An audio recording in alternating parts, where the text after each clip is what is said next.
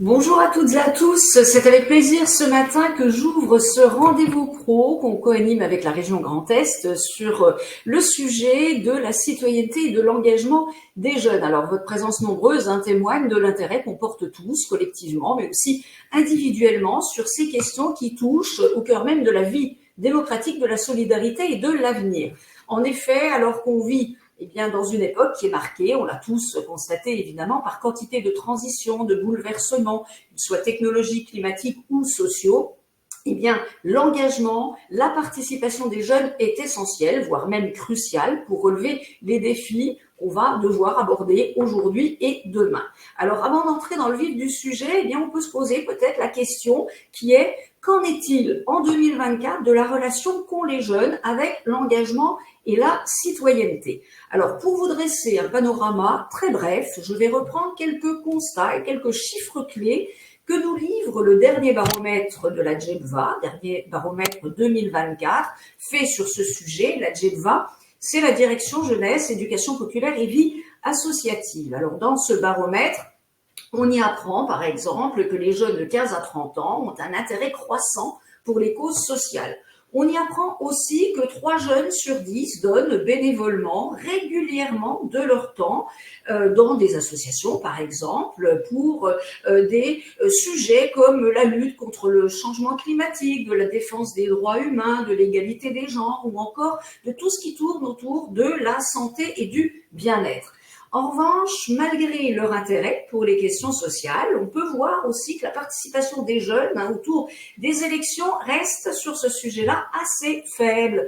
On peut regarder ce qui s'est passé, par exemple, aux dernières élections européennes, où on voit que seuls 40% des 18-24 ans sont allés voter et seuls 35% des 25-34 ans sont allés voter sur les élections européennes, ce qui, là, de ce point de vue-là, est bien en deçà de la moyenne générale et des autres votes des autres personnes d'âge plus âgé. On y apprend aussi sur ce baromètre que les plateformes numériques jouent un rôle déterminant dans le domaine de l'engagement. En effet, les jeunes, on le sait, sont sur les réseaux sociaux. Effectivement, 4 jeunes sur 10, ça veut dire près de la moitié des jeunes ont déjà signé une pétition ou défendu une cause qui leur tient à cœur en ligne. Et puis enfin, je l'ai dit tout à l'heure, l'engagement dans les associations, ça reste une voie privilégiée par les jeunes, puisque environ 40%, donc là aussi, près d'un jeune donc sur 2, non seulement des Français, mais ça c'est vrai pour toute l'Europe, pour tous les Européens, donc près d'un jeune sur 2 participe à au moins une activité associative, que ce soit dans le domaine sportif, culturel ou encore humanitaire. Donc oui, la relation entre les jeunes et l'engagement est au beau fixe donc en 2024. Les jeunes s'engagent autrement et pour d'autres causes que leurs aînés, mais contre toute idée reçue, ils s'engagent plus et davantage que leurs parents et leurs grands-parents. Donc voilà, cette relation qu'ont les jeunes avec l'engagement, je pense que nous tous professionnels, on peut en être que très satisfaits, puisque effectivement ça va avoir un impact sur la société, un impact sur le territoire, mais aussi un impact et des bénéfices réels pour les jeunes eux-mêmes, parce qu'on le sait que mettre en place des initiatives, être dans l'engagement, ça permet aux jeunes de développer des compétences techniques, mais aussi des compétences psychosociales qui sont autant de leviers qui vont favoriser leur propre insertion sociale et professionnelle. Et je pense que c'est pour l'ensemble de ces bénéfices que nous tous, donc réseaux divers et variés que nous sommes, dont le réseau Information Jeunesse, on met en place tout au long de l'année quantité de projets, d'actions et d'outils pour favoriser cet engagement. Et c'est précisément ce qu'on va voir ensemble ce matin, puisqu'on va commencer ce webinaire en donnant la parole à Céline Arnspach de la région Grand Est, qui présentera différentes actions et outils qui sont développés par la région. Et puis, on poursuivra avec l'intervention de Christelle Jacquemart, chef de projet SNU, qui nous présentera le SNU et puis bien sûr aussi les missions d'intérêt général. On donnera ensuite la parole à Coralie Chauvin de Je veux aider.gouv, si elle est parmi nous. Sinon, je crois que c'est Gladys qui fera état de tout ce qui se passe avec Je veux aider.gouv et notamment avec un outil qui est développé sur le territoire et dont vous verrez le réseau Information Jeunesse contribuera largement à son déploiement. Et puis on aura enfin le témoignage de Joël Gerbert, qui est responsable du service jeunesse de la ville de Schiltigheim, ville qui porte également un service Info Jeunesse, et Madame Gerbert nous présentera son conseil de jeunes. Et on terminera aussi par les interventions de Alice Rossel et de l'association Christelle avec Johan Chanal de Citoyens et Territoires, et tous deux nous présenteront des dispositifs et des projets autour de la citoyenneté européenne. Voilà, j'en ai fini de présenter ce beau programme de ce matin et je te laisse la parole, Virginie Devlotte, chef du pôle parcours professionnel à la région. À toi, Virginie. Merci beaucoup Isabelle. Bonjour à toutes et à tous. Bon, j'adhère complètement aux propos introductifs d'Isabelle. Effectivement, l'implication des étudiants dans la vie des campus, mais aussi des plus jeunes pour leur territoire au travers d'actions ou d'associations, leur permet de gagner en confiance, se sentir plus capables, concernés. Donc, il s'agit avec l'ensemble des dispositifs, bien sûr, d'impulser chez les jeunes l'envie d'entreprendre, de réaliser leur potentiel et puis ainsi de contribuer à une société plus juste par des actions solidaires concrètes. Donc, bien évidemment, la région est active dans le domaine. Tout d'abord, elle accueille des jeunes en service civique et puis d'autre part, elle encourage, soutient et valorise les initiatives des jeunes qui s'engagent sur le territoire du Grand Est. Donc, grâce à différents dispositifs, tels que expérience de jeunesse, Grand Est jeunes talents, soutien au service civique en milieu rural. Bon, toute cette offre, ces programmes vous seront présentés plus en détail par ma collègue Céline Arspac, que je remercie bien évidemment pour sa participation à ce webinaire. Merci également donc à l'ensemble des intervenants pour votre mobilisation à nos côtés. Et très bon webinaire à tous. Merci Virginie. Merci pour cette introduction. Juste quelques règles avant de commencer. On ne pourra pas vous donner directement la parole, mais vous pourrez tout de même interagir donc dans l'onglet chat, mais surtout dans l'onglet questions si vous avez des questions à nous soumettre et qui seront lues donc par les équipes d'Info Jeunes Grand Est et de la région Grand Est. Comme cela a été évoqué, je laisse maintenant Céline pour présenter les dispositifs et initiatives de la région Grand Est. Céline, c'est à vous. Merci Isabelle, Virginie et puis Gladys. Bonjour à toutes et tous. J'espère que voilà, le son est bon, l'image c'est un petit peu moins important. En tout cas, j'espère que vous m'entendez bien. Et donc j'ai le plaisir parfait. J'ai le plaisir aujourd'hui de pouvoir vous présenter les différents dispositifs de la région Grand Est qui viennent soutenir l'engagement, viennent à la fois soutenir et valoriser l'engagement des jeunes sur le territoire. Alors ça passe par plusieurs axes. Les jeunes ont plusieurs perspectives d'engagement et ça sera aussi illustré par les interventions qui suivront. Mais moi, je vais un petit peu plus me concentrer bien sûr sur les différents dispositifs et aides à disposition des jeunes du Grand Est pour mettre en œuvre leurs projets et leur engagement. Alors un jeune à la région Grand Est, c'est un jeune de 15 à 29 ans, donc ça peut être une multitude de statuts, à la fois un lycéen, un étudiant, un jeune salarié, un jeune chef d'entreprise, et il y a plusieurs moyens pour ces jeunes du territoire régional de s'engager. La première, c'est porter un projet. C'est vrai que c'est un acte assez fort et courageux pour des jeunes qui, par ailleurs, sont soit en études, soit ont déjà un projet. Alors ce projet, il peut être en dehors de son activité professionnelle ou totalement intégré dans cette dernière. En tous les cas, la région Grand Est met en place depuis plusieurs années maintenant plusieurs dispositifs pour valoriser ces projets. Le premier dispositif, c'est Expérience de jeunesse que vous voyez à l'écran, qui permet de soutenir des projets portés par des jeunes en individuel. Les associations ne sont pas éligibles à ce dispositif.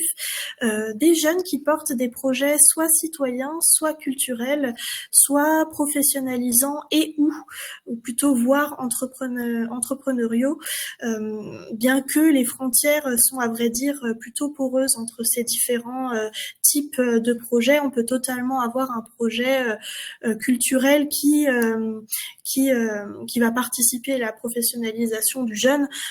Par exemple, on a déjà soutenu de jeunes réalisateurs qui veulent faire de la réalisation leur métier et qui proposent un court-métrage. Donc là, il y a l'aspect culturel, et en plus, si ce court-métrage porte sur un sujet engagé, on a un petit peu les trois parties du dispositif citoyenneté, culture et professionnalisation. Ce qu'il faut retenir et ce que vous pourrez partager auprès des jeunes avec lesquels vous travaillez, c'est que les candidatures pour ce dispositif-là peuvent être déposées toute l'année, au fil de l'eau en ligne sur le site de la région Grand Est, et le soutien peut s'élever peut aller de 500 à 2000 euros. Pour vous donner un petit exemple, parce que c'est peut-être pas forcément facile de se représenter quel type de projets peuvent être soutenus. J'ai parlé des jeunes réalisateurs qui sont assez nombreux, je dois dire, et dont les courts-métrages ou les métrages portent assez généralement sur des sujets très engagés comme la santé mentale ou on a eu la condition des jeunes artistes, par exemple aussi. On a, j'aime bien prendre cet exemple aussi, deux jeunes qui ont fait le tour des fromageries du Grand Est pour mettre en avant et valoriser l'artisanat régional. Enfin voilà, il y a toute une multitude de projets qui peuvent être soutenus. Et l'idée, c'est vraiment de soutenir, comme son nom l'indique, des expériences de jeunesse qui vont pouvoir soit lancer un engagement et les inspirer pour le futur, soit lancer leur vie professionnelle. Donc, expérience de jeunesse, c'est vraiment un soutien qui vient en amont des projets pour donner un coup de pouce et lancer ces projets. Ensuite, on a le prix Grand Est Jeune Talent qui n'a pas vraiment la même logique, puisque c'est plutôt un prix qui vient récompenser un engagement. Donc une fois que l'engagement a déjà eu lieu, mais bien sûr pour encourager sa poursuite. Alors le prix Grand Est Jeune Talent, c'est une récompense de 2000 euros et aussi un joli trophée qui sera cette année réalisé d'ailleurs par des jeunes lycéens d'un lycée professionnel de la région. C'est un petit peu différent d'Expérience de jeunesse puisqu'il y a un appel à candidature qui est lancé chaque année. Généralement au début de l'automne, courant septembre, auprès des jeunes sur la plateforme qui leur est dédiée dans le Grand Est Jeunesse. Et ces jeunes peuvent, donc toujours des jeunes de 15 à 29 ans, présenter leur candidature qui doit être parrainée, alors soit par un proche, soit par un enseignant, soit par leur employeur. Et à la fin de l'appel à projet, en fonction du nombre de candidatures, cette année, je vous cache pas que ça a été plutôt un succès. On en a eu plus de 200. Il y a une présélection qui est opérée par le Conseil régional des jeunes, dont je vais parler tout à l'heure, et au final le jury qui est composé d'élus du conseil régional, toujours de membres du conseil régional des jeunes et de partenaires issus de la vie associative, choisit 10 lauréats qui recevront donc le prix de 2000 euros et le trophée. Donc voilà, deux moyens à la fois de plutôt soutenir via Expérience de jeunesse et plutôt récompenser, valoriser via le prix Grand Est Jeunes Talents les jeunes qui portent des projets.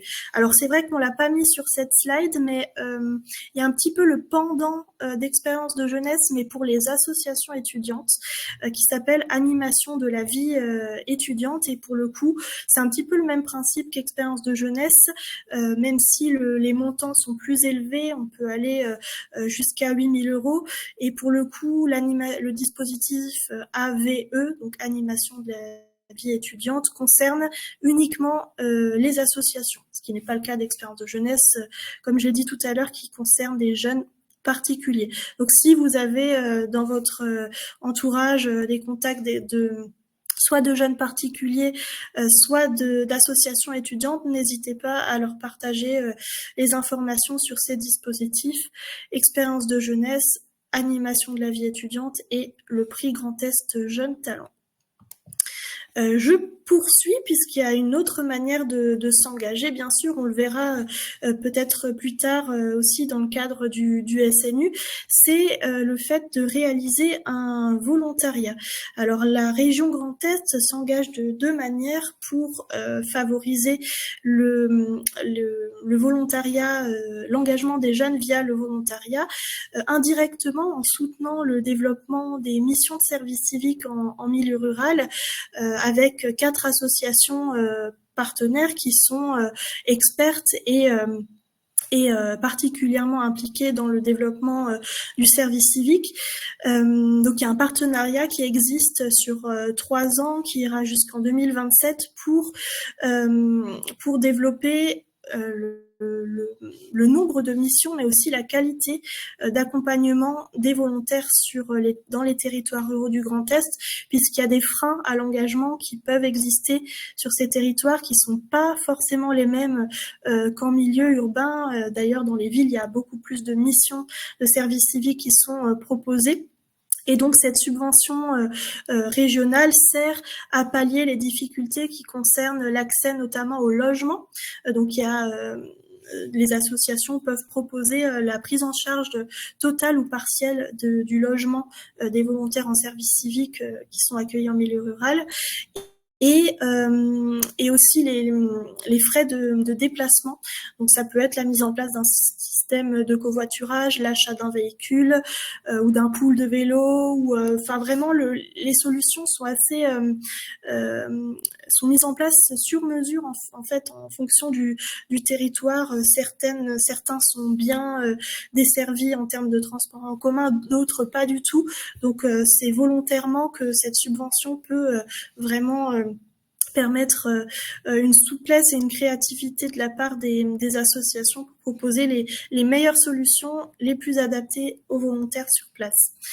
Et donc ça, c'est plutôt un soutien indirect au développement de l'engagement des jeunes, particulièrement en milieu rural, mais la région s'engage aussi directement pour le développement du service civique en région, puisqu'elle accueille elle-même des volontaires en service civique au sein de ses propres services sur différentes missions qui touchent plutôt aux thématiques de la culture et de la jeunesse, un petit peu de l'environnement aussi. Et donc ces volontaires se font véritablement des ambassadeurs des différents sujets que porte la région dans ces thématiques, et ont l'occasion à travers leur service civique bien évidemment de bénéficier des formations civiques et citoyennes qui sont obligatoires dans le cadre du service civique. Donc ça peut être une formation sur l'égalité femmes-hommes, une formation sur la protection de l'environnement, une formation sur la laïcité, sur la citoyenneté ou ce type de thématique. Mais ce qui est intéressant pour eux, c'est aussi de découvrir finalement de l'intérieur le fonctionnement d'une collectivité territoriale et des autres aussi, puisqu'au début de leur mission, on leur fait une petite formation sur le rôle des collectivités territoriales, la région bien évidemment, mais pas uniquement, les communes et le département également.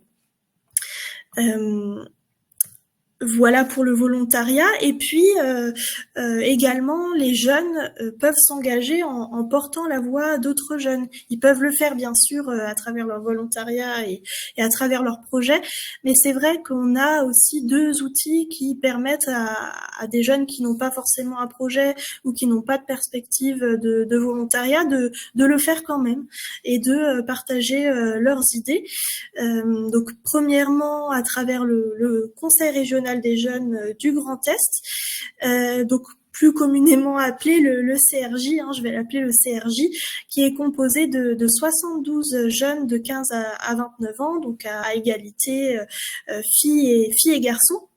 Il y a un appel à candidature qui est lancé tous les 2 ans pour renouveler ce CRJ.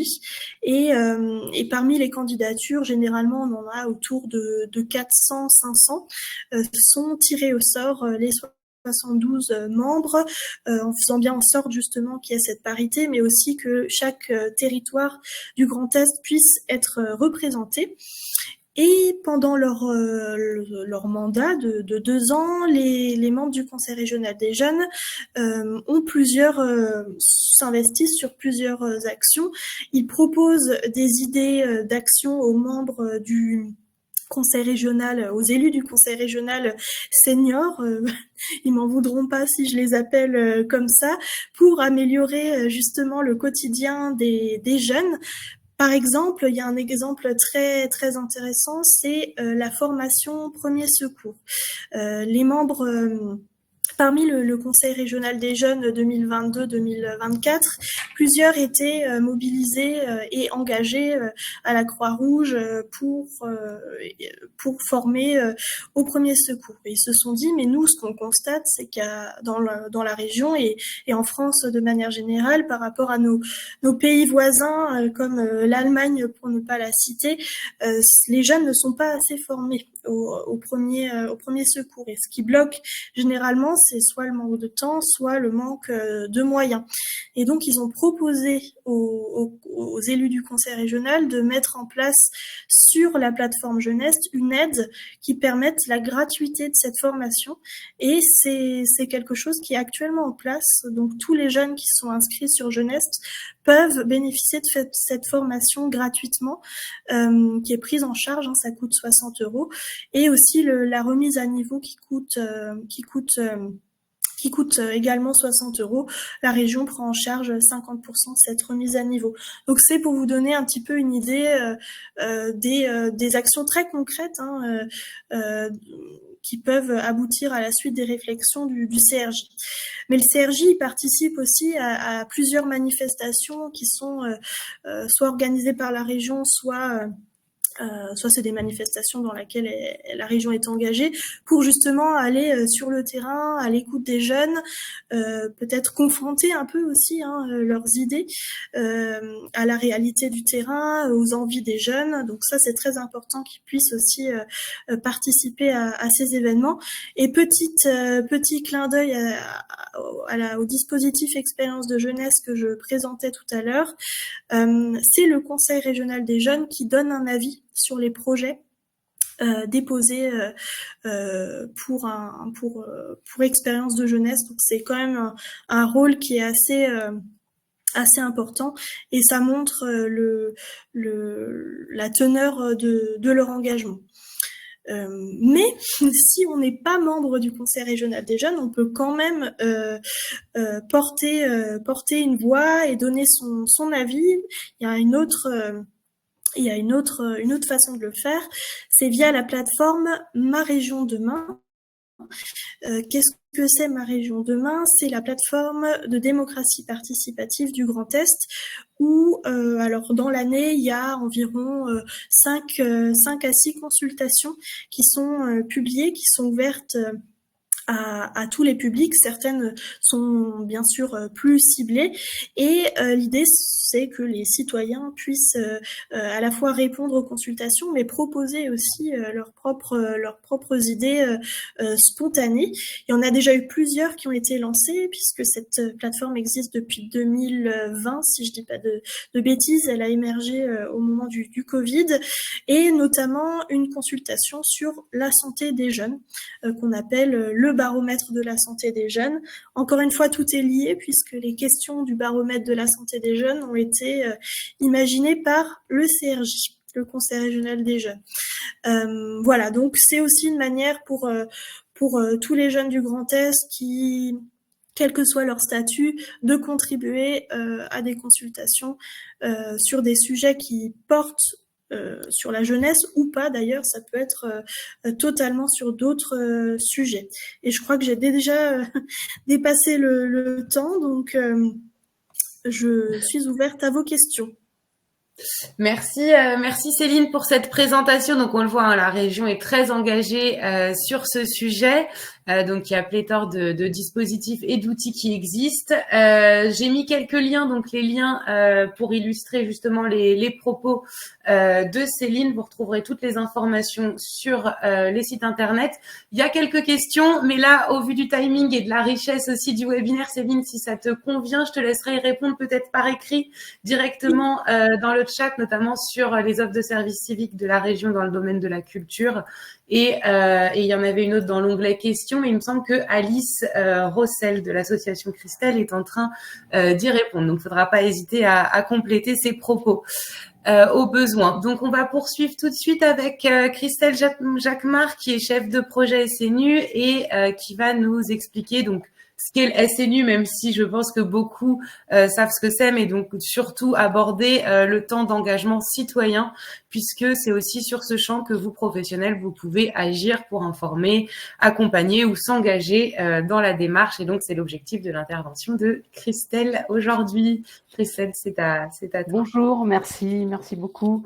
Je vais quand même prendre le temps de rebalayer rapidement la teneur du dispositif avant d'effectivement aborder plus concrètement comment les acteurs de jeunesse peuvent soutenir et accompagner les jeunes dans ce dispositif. Donc, pour rappel, le service national universel s'adresse à des jeunes de 15 à 17 ans. C'est un dispositif de l'État qui promeut la cohésion et l'engagement. Il est piloté en département par les services départementaux de la jeunesse, de l'engagement et des sports, et en région par la DRAGES. Vous retrouverez d'ailleurs tous les contacts utiles sur la slide qui va suivre, la dernière slide de mon intervention, qui vous permettra éventuellement tout à chacun de contacter vos référents SNU en département si besoin en est. Il est aussi porté par les recteurs et les DAZEN, les directeurs académiques. Le SNU en philosophie offre la possibilité aux jeunes donc de 15 à 17 ans de vivre une expérience, je dirais même des expériences citoyennes et d'engagement. Il permet à chaque jeune de s'ouvrir de nouveaux horizons, d'échanger, de partager. Il apprend à se situer ainsi en tant que futur citoyen et affine ses choix et son parcours de façon éclairée. Je vous invite à aller pour approfondir sur le site SNU. On ne va pas passer du temps. L'important, c'est de voir un petit peu comment vous, de votre côté, vous pouvez informer, soutenir le parcours des jeunes. Donc, comment se passe dans un premier temps l'inscription au SNU? En fait, le jeune peut se positionner de façon volontaire sur le site, donc sur la plateforme. C'est assez simple en fait. C'est lui qui se positionne. Donc, deux solutions. Soit il se positionne de façon volontaire et individuelle sur des périodes de vacances scolaires ou aussi une période de juin. C'est vraiment une démarche personnelle. Soit il s'inscrit dans le cadre du dispositif Classe engagée qui existe maintenant depuis 2 ans. Donc, c'est la 2e année que ce dispositif existe. Ce dispositif, ce sont des classes entières qui se positionnent sur un projet classe engagée. Je peux vous donner un exemple rapidement. Une classe, par exemple, de CAP ébéniste que j'ai rencontrée hier, c'est vraiment pour situer, porte un projet autour du parcours de 13 enfants juifs sur toute l'année. Ça va être leur projet classe. Et les jeunes auront l'occasion eux-mêmes de participer au séjour de cohésion, mais toujours sur la base du volontariat. C'est-à-dire que toute la classe n'est pas obligée de partir. C'est chaque jeune qui se positionne, on reste bien sur la base du volontariat. C'est important de le signaler. Donc le premier temps je le rappelle, donc c'est le séjour de cohésion. Donc les jeunes partent gratuitement 12 jours dans un autre département, en l'occurrence du Grand Est en ce qui nous concerne. Ils vont développer plusieurs temps d'activité, donc les activités rapidement qui renforcent la cohésion et l'autonomie, comme le sport, les projets collectifs, les temps de démocratie interne et également les temps liés aux enjeux de société. Donc on aborde effectivement les questions, on en a parlé tout à l'heure, de développement durable ou enjeux de société auxquels les jeunes sont très sensibles, les questions de mémoire, de défense, les institutions. Pour exemple, on peut reconstituer une audience avec eux pour qu'ils comprennent comment fonctionne la justice. Voilà pour le premier temps. Donc ça dure 12 jours. C'est gratuit, je le rappelle. Donc quand sur le temps scolaire, quand ça concerne les classes engagées, et sur les vacances scolaires et juin, quand ça concerne les inscriptions sur la base individuelle. Je rappelle aussi que tous les jeunes qui s'inscrivent sur la période de juin 2, voire juillet, peuvent avoir une équivalence de leur stage d'observation, qui est obligatoire en seconde depuis l'année dernière. Quels acquis ils ont au retour? Donc ils ont au retour de ce séjour de cohésion, puisque sensibilisation à la sécurité routière, un accès gratuit à la révision du code de la route en ligne avec Prépacode. Ils repassent le PSC, qui ne s'appelle plus PSR maintenant, mais PSC, pour ceux qui ne l'ont pas passé dans les années précédentes. Ils valident aussi leur journée défense et citoyenneté. Attention, là, c'est quelque chose auquel vous pouvez être attentif. En fait, sur cette journée, les jeunes, souvent, sont assez perdus quand ils reviennent d'un séjour de cohésion et vous pouvez être questionnés sur ce point.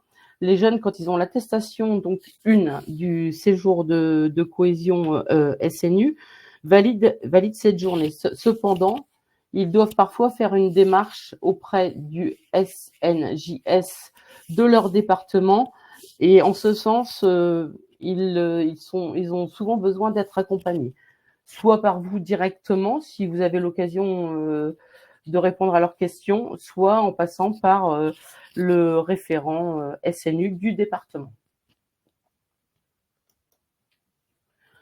Le second temps, donc c'est un temps d'engagement citoyen. Donc la phase d'engagement qui doit également durer 12 jours ou 84 heures sur l'année qui suit leur séjour de cohésion. Dans quel domaine? Tous les domaines qui concernent la vie du jeune, ça peut être environnement, développement durable, solidarité, sport, sécurité, santé, comme on en fait part dans les slides. Où ça? Donc les missions peuvent être proposées et effectuées dans une association, dans un service de l'État, une collectivité territoriale. Je vais aller plus loin après. Les missions peuvent être proposées en l'occurrence par une personne morale de droit public ou par un organisme privé sans but lucratif de droit français.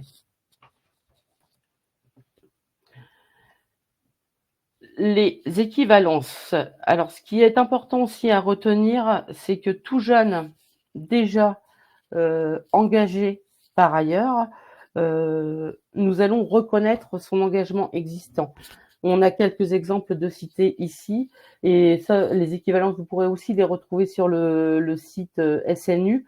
Mais un exemple fort, c'est le jeune sapeur-pompier qui est déjà engagé, par exemple, depuis 2-3 années dans son parcours. On va pas lui dire, écoute, le sensibiliser à autre chose. S'il en a envie, il pourra aller le faire. Mais on va valoriser son parcours existant et l'inviter, l'accompagner à poursuivre et à passer d'éventuelles formations. Tout investissement aussi au sein des associations, évidemment, existantes. Si les jeunes sont déjà bénévoles au sein d'associations, si ils ont des postes importants sur des différentes associations, des conseils municipaux de jeunes, s'ils sont jeunes arbitres UNSS, La première phase BAFA aussi donne l'équivalence de la phase 2 SNU. Voilà, globalement, c'est très très rapide. Je suis désolée, mais le plus important, c'est peut-être cette partie-là, ce qui vous concerne plus directement, donc vous, acteurs de jeunesse. Donc, comment informer les jeunes de ce dispositif, donc les jeunes de 15 à 17 ans. Donc, vous pourrez déjà, dans un premier temps, retrouver sur le site SNU un kit de communication. Donc, en tapant SNU kit de communication, vous allez pouvoir retrouver des affiches, des dépliants, des vidéos, des outils qui vont pouvoir vous être utiles pour communiquer sur le dispositif et sur le calendrier. Ça, c'est un point important. Vous pouvez aussi, éventuellement, en tant que structure de jeunesse, faire appel, en tout cas, en tant que nous, référents SNU sur les départements, pour potentiellement intervenir auprès des jeunes qui sont dans votre structure, pour qu'on aille plus loin avec eux, qu'on individualise l'information. Ça peut être important pour certains publics qui ont besoin d'avoir un échange d'un échange physique individuel. Donc, on est aussi, nous, les référents SNU, là pour ça et pour accompagner les jeunes au sein de votre structure. Accompagner et orienter. Là, pour rappel, le parcours SNU est quand même un temps long qui doit se poursuivre, on l'espère tous, par des formes d'engagement différentes par la suite. Ça peut déboucher sur autre chose, mais l'idée, c'est bien de les accompagner de ce que je peux appeler la phase 0, qui est la phase d'inscription, d'information, jusque sa phase 2, qui va être son temps d'engagement, parce que ils perdent souvent pied, ils ont souvent des problématiques techniques. Alors, il y a des jeunes qui se débrouillent très bien tout seuls, mais il y a de nombreux jeunes qui ont réellement besoin d'un accompagnement et d'être guidés, d'être orientés, de se questionner d'ailleurs sur son futur, de prendre un certain temps avec eux. Et ils ont tendance un petit peu à aller voir sur la plateforme, dire « Ah, qu'est-ce qui existe comme mission ? Oh ben non, ça me plaît pas ». Sachez que tout à chacun, pour chaque jeune, on peut individualiser la mission et vraiment créer une mission qui lui corresponde. C'est vraiment quelque chose d'important. Une autre partie aussi, vous, en tant qu'acteur de la jeunesse, c'est vraiment de valoriser aussi sa démarche d'engagement. On a l'habitude là maintenant, enfin on a pris l'habitude de les solliciter pour promouvoir toute action au sein de leur commune. Donc ils peuvent participer à des cérémonies, à des représentations, intervenir dans les SMJ sur des projets de jeunes pour éventuellement animer auprès d'autres jeunes, puisqu'ils ont découvert un peu ce qu'était le débat, la discussion pendant les séjours de cohésion. Donc c'est vraiment se réapproprier tout ce qu'ils ont pu découvrir au sein du séjour et ne pas le laisser comme lettre morte, et vraiment le réinvestir à la fois pour lui et aussi au sein de vos structures pour créer une émulation positive en termes de citoyenneté, d'engagement. Voilà, donc vous, ce qui peut être important, c'est le dernier temps, c'est comment vous, structure de jeunesse, vous pouvez, acteurs de jeunesse, vous pouvez proposer des missions. Vous pouvez aller sur le site directement, vous positionner sur le site snu.gouv.fr. C'est peut-être terminé, Gladys? Non, allez-y. Juste un dernier point. Juste un dernier point, donc c'est se positionner sur le site aussi. Vous allez voir tout ce qu'il faut sur les structures. Je vous le mettrai peut-être dans le chat. Comment proposer une mission d'intérêt général. Sachez que quand je vous parle de 82 heures et 12 jours, c'est important qu'on ne soit pas obligé de se tenir à ça. Ça peut être, par exemple, une structure qui organise 4 jours de festival sur sa commune et qui peut solliciter des jeunes sur 3 jours. Ça peut se découper en plusieurs missions d'intérêt général dans plusieurs structures ou plusieurs missions d'intérêt général au sein d'une même structure.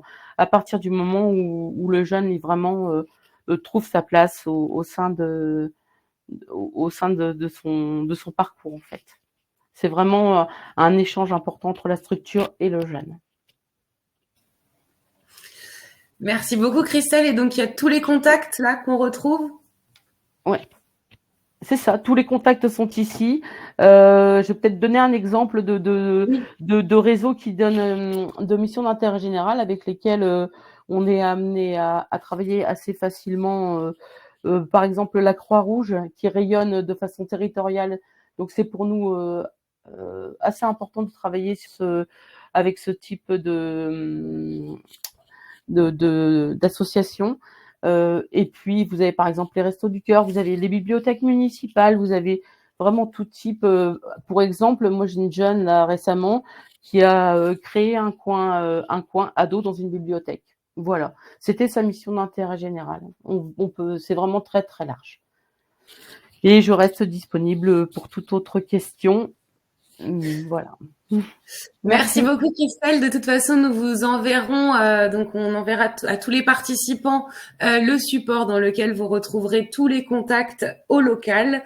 Et dans cette attente, j'ai vu qu'il y avait une question directement dans l'onglet questions. Je te laisserai, si ça te convient, y répondre directement par la barre de texte qu'il y a à côté de démarrer la réponse en direct. Merci beaucoup en tout cas pour cette intervention. J'appelle désormais donc Coralie Chauvin qui va nous expliquer et nous présenter la plateforme jeveuxaider.gouv.fr et une belle initiative qui est en train de se développer au niveau national. Coralie, c'est à toi. Merci beaucoup Gladys, ravie de pouvoir participer à ce webinaire et enchantée à tous.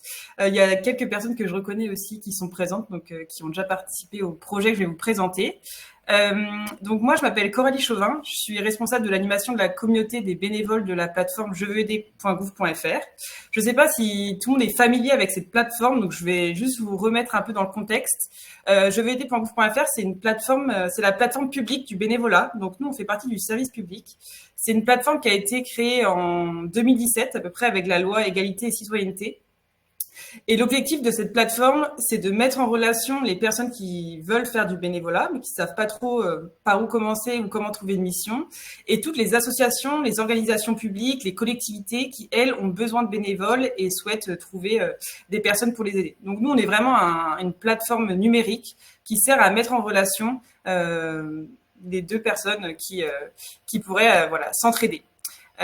Aujourd'hui, Je veux aider, c'est une plateforme qui a plus de 550 000 bénévoles. Donc, c'est un chiffre qui grossit d'année en année. Nous, on a vraiment grossi au moment du Covid. Donc, il y a une grande mobilisation où plus de 300 000 personnes se sont inscrites sur la plateforme. Et depuis, on continue de faire grandir cette plateforme et on continue d'avoir des personnes qui se mobilisent. Pour vous donner un chiffre d'idée, parce que vous êtes des structures de jeunesse, nous, sur ces 550 000 bénévoles inscrits sur la plateforme, il y a 50% d'entre eux qui ont moins de 30 ans. Donc, les jeunes sont vraiment très représentés sur cette plateforme et ça peut être aussi un moyen de s'engager et de trouver des missions et des organisations qui sont adaptées aux besoins et aux contraintes des jeunes. Aujourd'hui, il y a plus de 12 000 organisations publiques et associatives qui sont inscrites sur la plateforme et qui proposent des missions qui sont disponibles partout en France. Je vais expliquer un petit peu après même sur toutes les modalités de bénévolat. Et on a des personnes, donc des référents, qui sont sur tout le territoire. Je vois que Monsieur Claus d'ailleurs est présent aujourd'hui, le référent de la Meuse.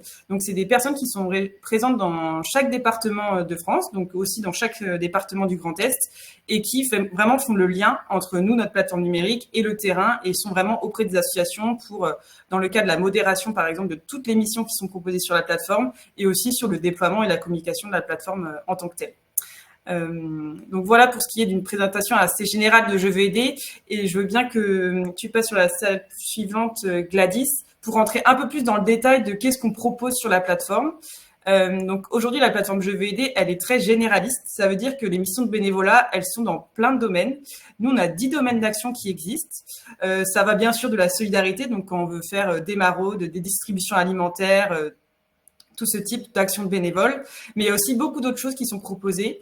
Ça va de la protection de la nature, de la mémoire et de la citoyenneté, le sport, la culture, la santé. Et on a aussi du bénévolat de compétences. Donc voilà, c'est vraiment très varié comme plateforme.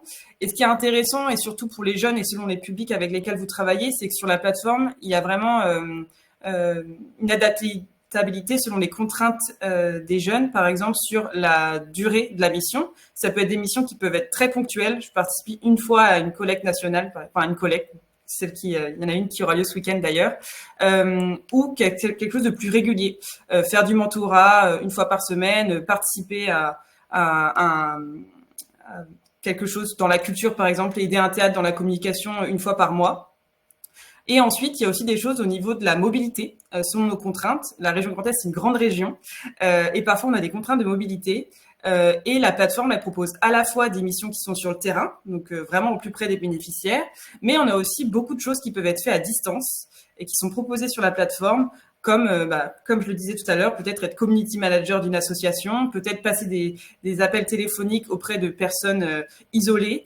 Donc voilà, il y a plein de choses qui existent et qui peuvent vraiment s'adapter en fonction des besoins de chacun et des appétences pour que ça puisse correspondre à la fois aux besoins et à l'envie d'aider de chaque futur bénévole et aux besoins des associations qui proposent des missions.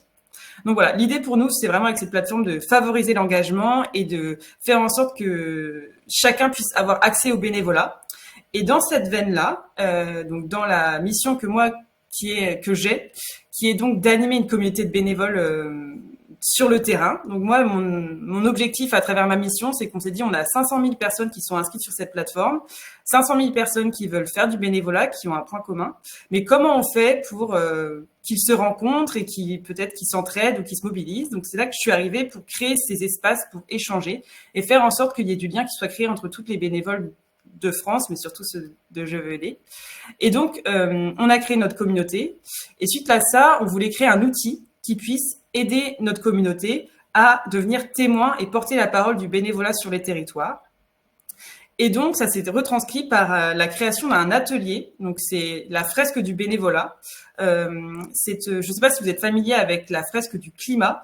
La fresque du climat, c'est un outil d'intelligence collective qui a été créé il y a maintenant plus de 10 ans pour faciliter la compréhension d'un sujet complexe qui était le réchauffement climatique par des jeux et un moment collectif pour éviter de descendre une information de manière assez passive, mais plutôt de faire en sorte que le public qui participe soit très actif dans la compréhension du sujet. Donc, on est reparti de cette méthodologie, de cette pédagogie, pour créer un atelier de 2h30 avec plein de petits ateliers, de jeux, pour pouvoir vraiment comprendre ce que c'est le bénévolat, mieux identifier ses freins ou ses contraintes, mais aussi ses motivations, qu'est-ce que ça peut m'apporter dans ma vie, et enfin faciliter le passage à l'action en présentant tous les leviers et les dispositifs qui existent. Donc cet outil, on l'a créé il y a maintenant presque 1 an. J'ai fait la première fresque à Rennes en janvier 2024.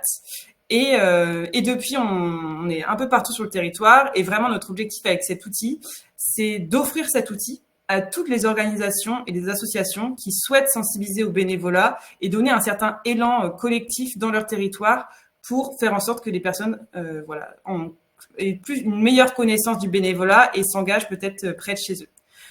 Cet outil, il est vraiment fait pour que vous puissiez vous en saisir. Donc, nous, on a créé l'outil, la formation à l'animation, et nous, ce qu'on propose, c'est de vous donner l'outil, comme j'ai déjà fait avec, par exemple, le CRIJ Grand Est et d'autres organisations du territoire, c'est de vous donner l'opportunité de vous former à cet outil et ensuite d'être complètement autonome dans son déploiement sur votre territoire, et vous pouvez l'utiliser après comme vous le souhaitez.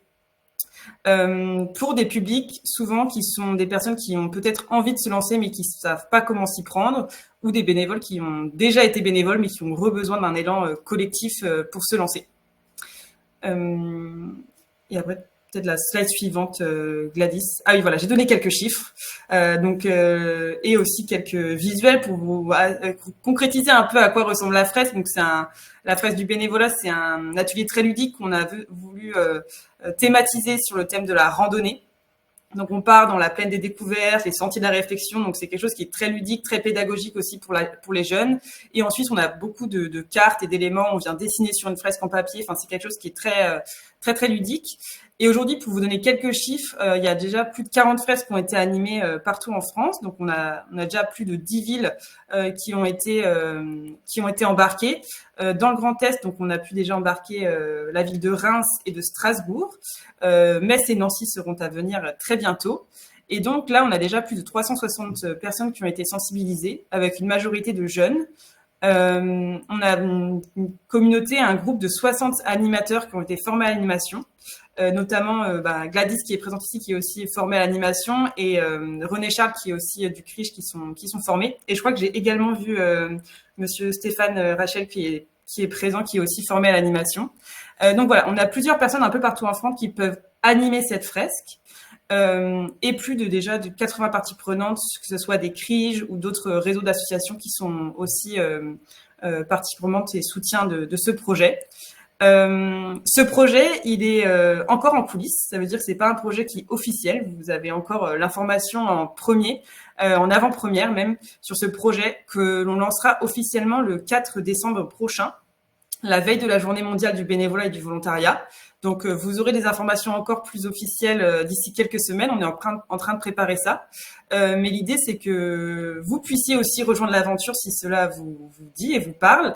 C'est un outil qui s'adapte très bien au public jeune. Donc là, par exemple, jeudi dernier, j'étais dans le cadre d'une journée de mobilisation des services civiques. On a pu présenter le bénévolat pour savoir que fait-on après son service civique, qui est un dispositif qui n'est pas du bénévolat mais du volontariat, et comment on poursuit son engagement pour l'intérêt général à la suite de son engagement de 6 à 12 mois. Donc ça a permis de vraiment remettre les choses au clair pour les jeunes, et pouvoir qu'ils soient bien outillés pour se dire comment je fais si demain je veux me lancer, quels seraient les premiers pas, quels sont les dispositifs qui existent, et surtout quels sont les dispositifs qui existent près de chez moi. Donc à savoir que la fresque, elle est adaptable selon les territoires, que vous puissiez vraiment montrer les dispositifs en local, parce qu'on sait très bien que entre par exemple la Bretagne ou le Grand Est, il y a des dispositifs qui sont différents. Et donc l'idée, c'est vraiment pouvoir s'adapter à être le plus pertinent possible. Et donc vous, l'idée, si jamais vous voulez insérer ça, soit auprès de services civiques, auprès des jeunes en SNU aussi, ça marche très bien. On est dans une phase d'expérimentation auprès des séjours de cohésion. On organise des fresques. Donc là, c'est en expérimentation dans le Rhône. Donc il y a plein de choses qui sont en train de se construire, plein d'idées qu'on pourrait mettre en place. C'est encore en coulisses, donc c'est en train d'être expérimenté, mais au plaisir de le faire avec vous. Et donc concrètement, déjà pourquoi vous pourrez rejoindre cette aventure de la fresque, c'est pour vraiment pouvoir avoir un outil clé en main pour sensibiliser vos publics, ou aussi attirer des nouveaux publics, si vous voulez proposer cet atelier pour justement faire venir des jeunes ou des personnes liées à votre dispositif. Et aussi pouvoir bénéficier des synergies locales qui sont déjà en place, par exemple, comme je vous l'ai déjà discuté avec certaines organisations que j'ai déjà formées dans le Grand Est. Il y a vraiment, je pense, un maillage qu'on peut réaliser pour créer des belles synergies autour de ce projet. Et donc, très concrètement, comment vous pourriez rejoindre cette aventure? La première étape pour pouvoir être formé, organiser vous-même vos fresques et les animer, c'est de participer à une fresque du bénévolat. Donc, c'est un atelier qui dure 2h30, et à partir du moment où vous avez participé et vécu cette expérience, c'est déjà 80% de la formation qui est faite. Et ensuite, moi, vous pouvez vous inscrire à une formation à l'animation en ligne. Donc, chaque mois, j'organise une formation en ligne pour vous former à la fois à la facilitation et aussi à l'animation très concrète de cet outil. Et ensuite, vous allez pouvoir organiser votre prochaine fresque, et vous serez tout au long de cette expérience accompagné par moi au plus près pour que tout se passe bien. Et j'ai une très bonne nouvelle, puisque 2 fresques du bénévolat vont être organisées dans le Grand Est très prochainement. Je vais vous mettre les liens dans le chat. Donc, on en a une qui sera... Alors, je vais reprendre mes liens. Il y a une fresque qui sera organisée à Metz demain par Gladys et René. Donc, c'est le bon timing, en même temps un peu short peut-être pour certains. Et sinon, il y en a une autre qui sera animée à Nancy le 3 décembre. Donc, si jamais vous voulez vous joindre et découvrir cet outil pour être ensuite formé, c'est une belle opportunité pour vous. Je vous ai mis les liens d'inscription si vous voulez en savoir plus. Et après, là, j'ai mis un formulaire de contact dans les slides, donc vous aurez accès après. Si jamais vous souhaitez nous contacter, nous en dire plus sur votre projet, on pourra vous accompagner. Et sinon, je pense que Gladys et René pourront être ressources aussi sur cet outil. Donc voilà, merci beaucoup pour votre attention, et je suis disponible pour toute question si besoin.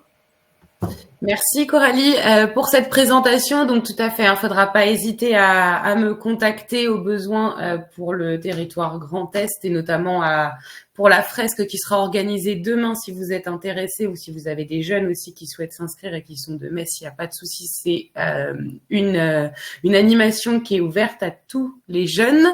Je vais maintenant poursuivre. Donc, merci beaucoup, Coralie, pour cette intervention. Je poursuis avec la deuxième partie. On a pris un peu de retard. J'espère que vous pourrez rester avec nous jusqu'à la fin. Donc, avec Joël Gerbert, qui est responsable du service jeunesse de la ville de Schiltigheim, ville qui est également point formation jeunesse et qui va nous présenter le conseil municipal des jeunes de la ville. C'est à vous. Bonjour à toutes et à tous. Merci de m'avoir invité à ce webinaire pour témoigner effectivement de l'initiative du Conseil des jeunes de Schiltigheim. Le Conseil des jeunes de Schiltigheim concerne la tranche d'âge des collégiens. C'est un choix pour s'inscrire dans la continuité du Conseil municipal des enfants qui a été initié à Schiltigheim dès 1979. Alors, on est bien sur un dispositif formel de jeunes qui s'engagent pour participer à la vie de la ville.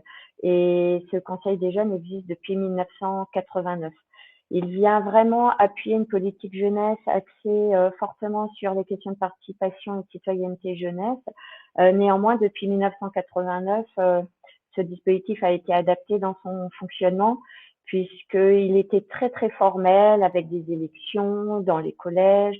C'est des choses qui ont été largement remises en question en 2017 ou de manière à s'adapter au fonctionnement des jeunes qui se sont un peu éloignés des institutions. Et donc, on a dû vraiment se réinterroger sur le fonctionnement de ce conseil de jeunes. Aujourd'hui, il concerne, comme je le disais, les années de collège. On va aller chercher à la fois des collégiens dans les écoles publiques de Schiltigheim, mais aussi les écoles privées, puisque la proximité avec la ville de Strasbourg fait que certains jeunes sont dans l'évitement des collèges schillicois classés tous en REP. Et donc, on est amené à faire une grande campagne de mobilisation de ces jeunes là où ils se trouvent. Alors, un conseil de jeunes à Schiltigheim, c'est un peu dans l'ADN de notre commune.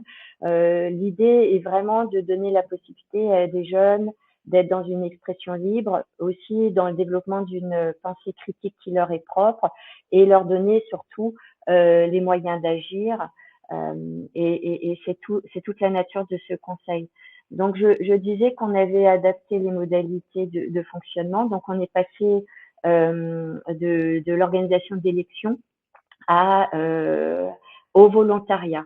Alors, le volontariat, ça nous a semblé important pour prendre en compte un peu les tenants, les fonctionnements des ados qui se sentent, qui ont du mal à se distinguer. Les effets de groupe fait que certaines personnalités peuvent se perdre un petit peu, se sentir pas forcément légitimes dans une candidature formelle, avec tout ce que ça demande d'énergie et d'exposition à la critique. Le volontariat, on l'a mis en place en 2017 qui a vraiment porté ses fruits puisqu'aujourd'hui, on mobilise 33 jeunes issus de 3 collèges, 2 collèges schillicois, un collège bichaïmois qui accueille des jeunes schillicois et puis quelques jeunes encore du privé. Ce sont des jeunes très investis, de milieux vraiment très, très différents, aussi bien culturellement que socialement, et se retrouvent dans une assemblée qui les unit. C'est un peu le slogan de notre affiche qui avait d'ailleurs été travaillé en intelligence collective avec l'ancien mandat, puisque les jeunes ont un mandat de 2 ans. On avait travaillé avec d'anciens conseillers jeunes et leur message, c'est de dire rassemblons-nous pour que Schillig nous ressemble. L'idée est bien que effectivement la jeunesse soit vraiment prise en considération dans toute sa globalité, dans toutes ses différences. Donc, aujourd'hui, ce volontariat fait que nous avons une assemblée de 33 jeunes qui vient d'être renouvelée. Ce sont des jeunes qui ont des motivations qui se rejoignent. Il y a vraiment au cœur de leur motivation l'envie de prendre part à la vie de la ville, d'être entendus, d'être considérés individuellement et aussi collectivement.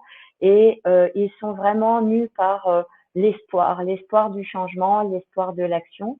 Aujourd'hui, ils ont, au moment où je vous parle, ils sortent d'une assemblée plénière avec la maire qui s'est déroulée fin septembre, et donc ils ont pu évoquer les thématiques qui les intéressent. Aujourd'hui, ils sont engagés sur des questions de solidarité, aussi de divertissement, puisque Shichikai, malgré toute son énergie pour la jeunesse, a peut-être besoin de pallier à des manques en matière d'offres de loisirs, et évidemment la question environnementale qui revient souvent.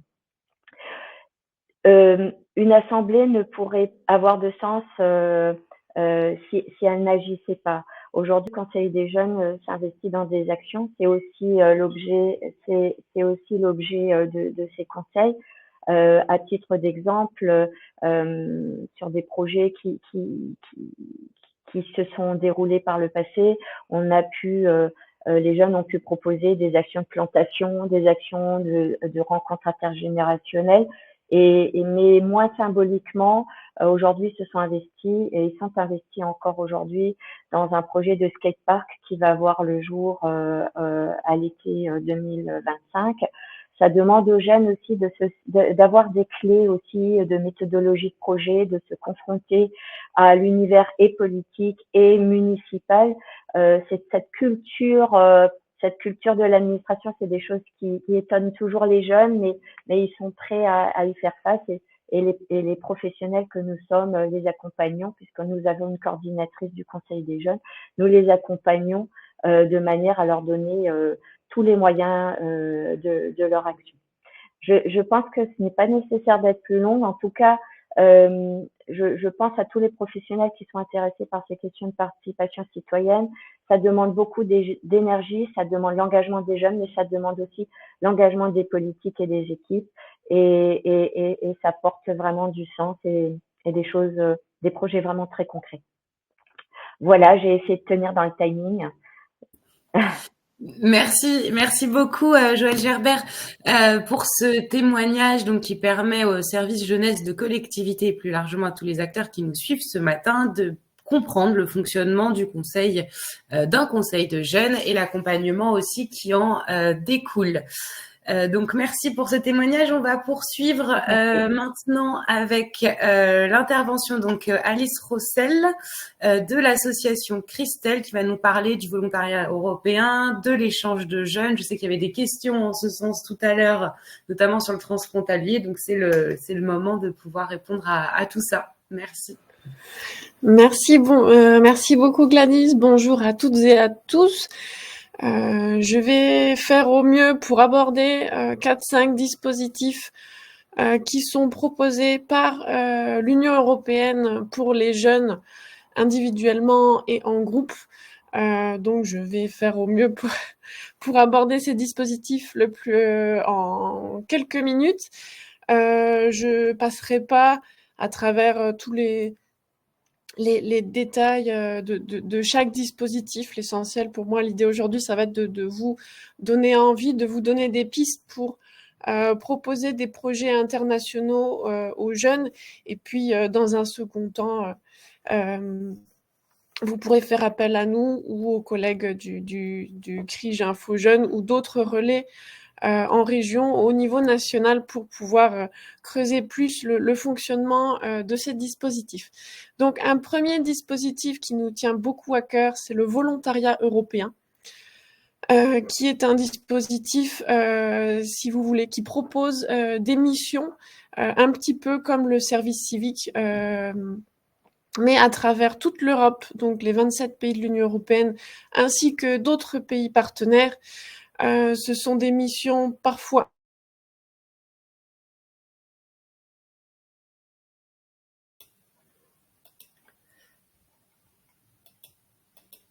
Alors, ça a coupé de mon côté. Je ne sais pas si je suis toute seule. Je veux bien que vous me donniez les informations dans le chat si vous aussi, de votre côté, ça a coupé.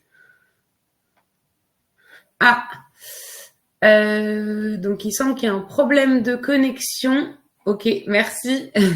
Il y a un souci de connexion, Alice, donc peut-être se reconnecter. Et entre-temps, j'invite aussi Joanne Chanal à monter sur scène.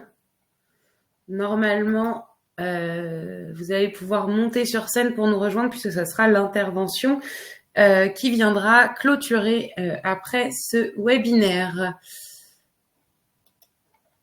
On va attendre quelques minutes. Je vois que, hop, il y a une déconnexion.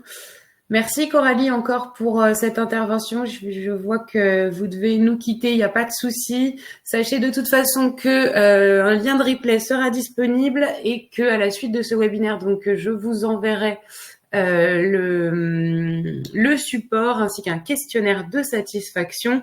Comme vous le voyez, hein, c'est un webinaire qui est très riche ce matin, donc on déborde un petit peu malheureusement.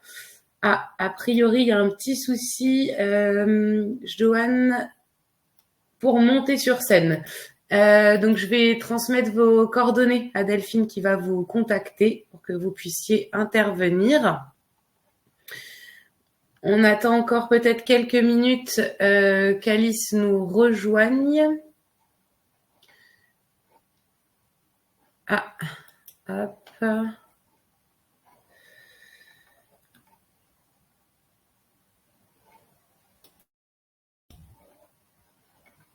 Je suis désolée, hein, c'est les petits soucis techniques, ça arrive. Tant qu'elle se reconnecte, je vous propose de vous donner déjà la prochaine date de webinaire qui sera le 28 janvier 2025. On est en train justement de vous préparer avec la région Grand Est un beau programme pour l'année qui va arriver. Donc, vous recevrez normalement courant décembre, début décembre, les différents éléments. Joanne, je vois que vous êtes connectée. Ce que je vous propose, Joanne, c'est de passer tout de suite à votre intervention, le temps que Alice se reconnecte. Donc, Joanne, c'est à vous. Je vous laisse la parole. Super, bonjour, merci. Excusez-moi, j'avais en fait un petit truc qui ne me permettait pas de monter sur scène, mais j'ai cliqué, ça marche. Je vais essayer de faire vite. Donc, je travaille pour l'association Citoyens et Territoires Grand Est, anciennement Carrefour des Pays Lorrains. On est sur beaucoup de missions autour de la mise en réseau d'acteurs locaux. On est centre de ressources, on mène des expérimentations territoriales, on est tiers facilitateur, on accompagne des territoires partout dans le Grand Est sur différents domaines, les transitions diverses, écologiques, sociales, etc. On travaille sur la politique de la ville, le milieu rural, la laïcité, le lien entre science et société, l'Europe et les questions de jeunesse pour lesquelles je vais vous prendre 5 minutes de votre temps si vous voulez passer à la diapo suivante. C'est bien, on est d'abord, deux petits mots, mais ça allait faire le lien avec l'intervention précédente. On est Centre Europe Direct, donc on intervient dans les écoles, dans leurs collèges ou lycées. On intervient dans les écoles de la deuxième chance, on tient des stands d'information sur divers événements, sur invitation des collectivités ou d'associations diverses et variées. Donc intervention sur le fonctionnement de l'Union européenne, la connaissance, le dialogue sur les droits des citoyens européens, etc., etc. On tient quelques chroniques radio aussi autour de ça. Je ne sais pas si vous avez passé les diapos. Moi, là, je le fais sur mon écran, mais donc, ouais, si, c'est bien. Je le fais moi-même. Super. Alors, sinon, parmi nos actions, donc, je vous ai dit, on travaille sur tout un panel de champs de domaines politiques, je dirais, au sens de la vie de la cité. Et puis, sur les questions de jeunesse, donc, on travaille avec le réseau des missions locales, la RML, donc on a travaillé sur différents dispositifs, l'obligation de formation, on a mené une enquête autour des jeunes qui fréquentent les missions locales en Grand Est, donc avec des rendus, etc. On travaille avec la DRETS sur un autre dispositif porté essentiellement par les missions locales, mais pas que, le parrainage donc, et puis avec la DRAGES aussi, donc je vous décris pas les sigles. On a travaillé sur la qualité éducative, donc dans les accueils collectifs de mineurs. On a réuni des directeurs un peu partout en Grand Est. des directeurs d'ACM, et puis des séminaires de référents départementaux, donc des SDJES, qui sont concernés, qui travaillent sur la question de la qualité éducative dans les structures d'accueil collectif de mineurs. Donc, je vous expose tout ça pour illustrer que nous, on est une association de développement local. Là-dedans, on travaille sur toutes les politiques publiques possibles et imaginables, entre autres les questions de jeunesse, avec une approche qui consiste à essayer de favoriser les coopérations locales, etc. Et pour dernière illustration, dans nos actions sur lesquelles les jeunes ne sont pas spécifiquement ciblés, eh bien nous essayons d'y impliquer des jeunes, soit en termes d'engagement, soit de concertation, etc. Exemple, nous animons des formations aux valeurs de la République et de la laïcité. Eh bien, à ce titre, on est intervenu, par exemple, dans des missions locales autour des contenus de cette formation. Autre exemple, nous accompagnons des territoires autour de la concertation. Alors, par exemple, pour les accompagner dans l'écriture du projet de territoire ou de grands projets qui vont constituer l'architecture de certains territoires, des communautés de communes, des pays, etc. Et là, nous, on incite fortement à mobiliser aussi des jeunes dans ces moments de concertation.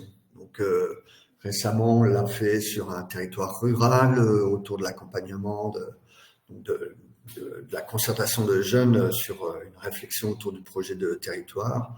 On a aussi, on anime des instances telles que les conseils citoyens en territoire politique de la ville ou des conseils de développement, donc plutôt en milieu rural mais aussi en milieu urbain, où là aussi on incite à essayer d'aller chercher des jeunes auprès des facs, des lycées, des missions locales, etc.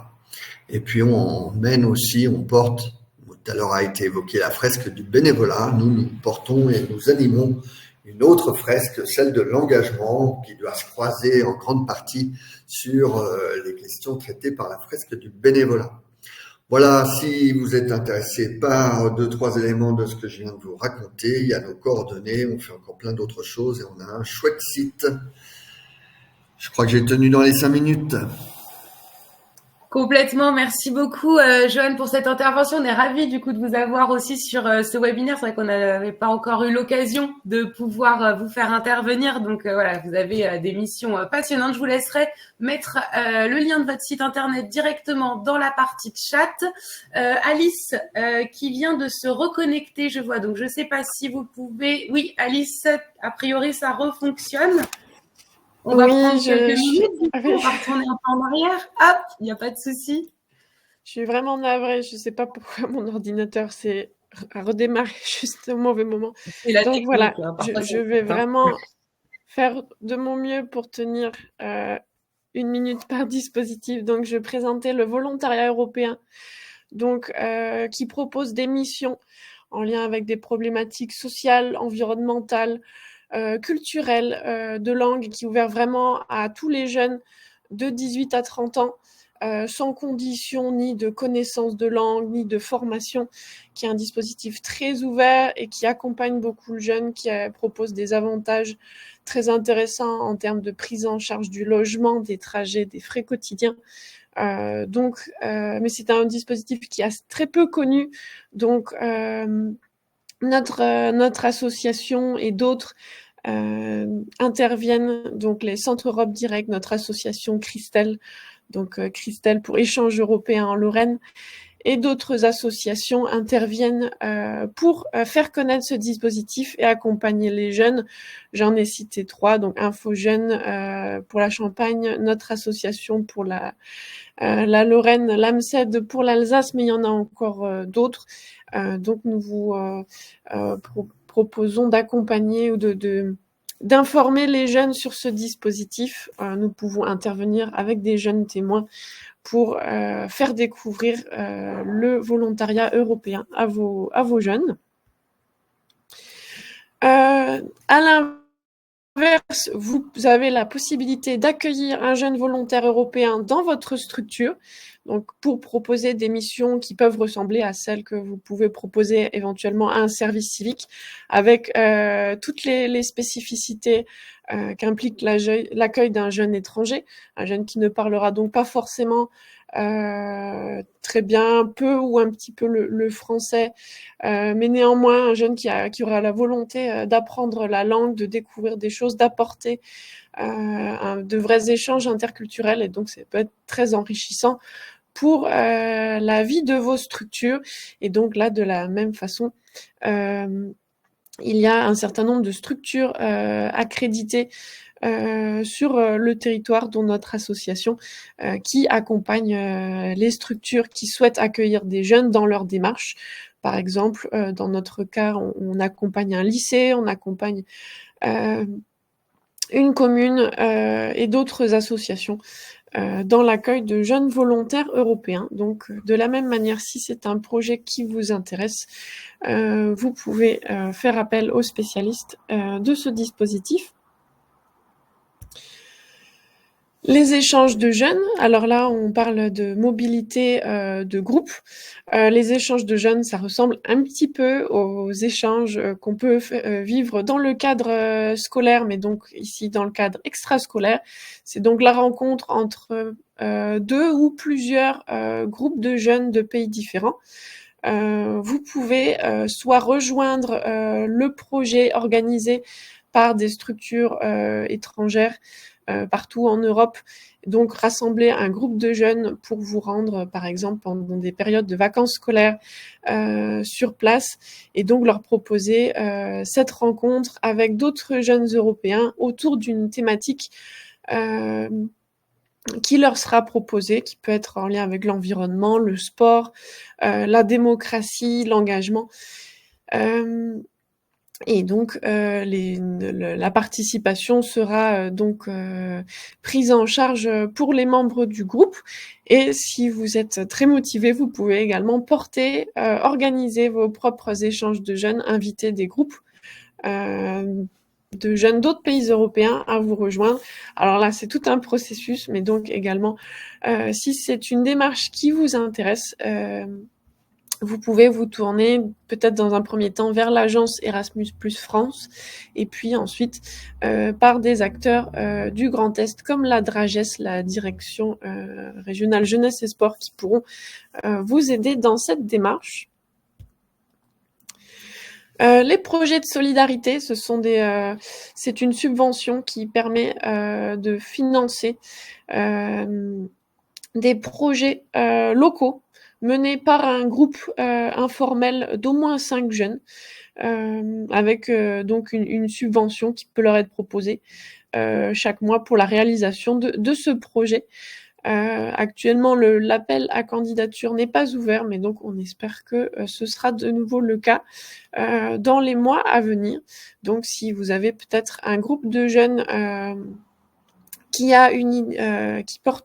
souhaite porter une démarche, une initiative intéressante au niveau local, ce dispositif peut leur permettre de leur donner les moyens de mettre leur projet en œuvre. Et je termine avec un dispositif qui n'est pas tant pour les jeunes, mais plutôt pour vous, qui sont les formations pour les professionnels de jeunesse, proposées également dans le cadre du programme Erasmus+, ou financé par le programme Erasmus+. Donc, vous pouvez participer la plupart du temps gratuitement à tout un ensemble de formations qui sont proposées en France et partout en Europe, très souvent en anglais, mais parfois en français ou en allemand, et donc ils peuvent vous permettre d'aborder avec d'autres professionnels européens, de partager des techniques sur comment parler de mémoire, de démocratie, d'engagement environnemental, de sensibilisation à l'environnement auprès de vos jeunes. C'est des formations très intéressantes sous format de webinaire ou de séminaire sur plusieurs jours. Et donc, l'ensemble des offres se trouve sur la plateforme salto-youth.net, qui se trouve sur le PowerPoint et que vous aurez aussi dans le chat. Voilà, J'ai dressé un très rapide panorama. N'hésitez pas à revenir vers nous. Donc, vous avez l'adresse mail contact@christelle.fr ou vers Info Jeunes pour en savoir plus sur chacun de ces dispositifs. Ok, je pense que le temps de la conclusion est arrivé, c'est ça Gladys? Et donc, eh bien, écoutez, pour conclure, là, je tiens donc à remercier chaleureusement tous les participants, et également bien sûr les intervenants qui ont partagé lors de ce rendez-vous pro leur expertise, leur expérience, leur témoignage, et puis aussi remercier bien sûr les équipes de la région, Delphine Prulovic et puis d'Info Jeunes Grand Est, Gladys Joanneau. Donc on espère que ce webinaire vous sera utile, vous aura été utile pour poursuivre, pour développer peut-être les actions, les outils, les ressources sur le sujet de la citoyenneté et de l'engagement des jeunes. Donc outils qu'on peut prévoir pour les jeunes, mais aussi comme l'a dit l'intervenant précédent, on n'oublie pas, on fait aussi des choses pour les pros et puis pour les parents qui s'en font le relais et l'écho. Voilà, ce webinaire, Gladys vous l'a dit tout à l'heure, c'est le dernier de 2024. On est en train, avec la région, de vous concocter un beau programme pour 2025. On n'a pas encore le thème de l'année 2025 pour le premier, mais en tout cas, vous pouvez d'ores et déjà noter la date dans vos agendas. Ce sera le mardi 28 janvier, 1h, donc de 10h à 11h. Voilà, Gladys vous l'a dit aussi. Comme d'habitude, on vous envoie tous les documents, toutes les ressources, tous les liens, tout ce dont on a parlé donc là ce matin. Et puis voilà, pour conclure, eh bien je voudrais pas vous quitter à nouveau pour vous dire qu'au-delà de ce temps collectif, eh bien la région et puis nous-mêmes Info Jeunes, on est disponible si vous avez besoin. La région pour toutes les questions de jeunesse en général et Info Jeunes Grand Est pour les questions d'information des jeunes. Voilà, merci encore, bonne journée à tous et puis du coup, on se dit à l'année prochaine. Merci, bonne journée. Merci.